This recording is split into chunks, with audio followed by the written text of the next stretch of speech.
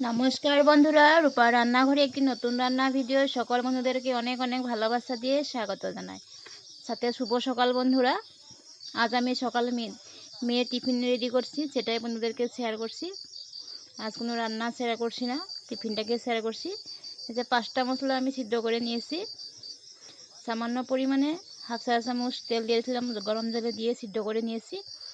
এখন দেখুন একটি পেঁয়াজ, বড় সাইজের পেঁয়াজ কেটে তেলের পরিমাণটা কমিয়ে দিয়েছি টিফিনটায়, দিয়ে পেঁয়াজটাকে ভেজে নিচ্ছি। সাথে পরিমাণ মতন হলুদ আর নুন দিয়ে দিচ্ছি।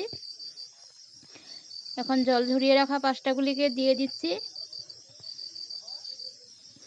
দিয়ে খুব ভালোভাবে ভেজে নিব।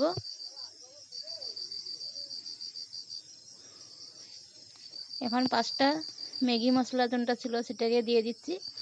এই মশলাটার মধ্যে বিভিন্ন মটরের দানা দানা রয়েছে, গাজর রয়েছে, সেসব সিদ্ধর জন্য আবারও সামান্য পরিমাণে জল দিতে হবে। তবে মশলাটাকে দিয়ে আমি পাস্তাটাকে খুব ভালোভাবে ভেজে নিব। টিফিনে প্রত্যেকদিন এরকম তেলি খাবার দেই না, তেল মশলা যত জিনিসটা দেওয়াতে পেটের জন্য ঠিক না, তাই বাচ্চা পোলাপান। তবে মেয়ে বায়না করছে আজ পাস্তা নিয়ে যাবে, সেই জন্য বানিয়ে দিচ্ছি আর কি।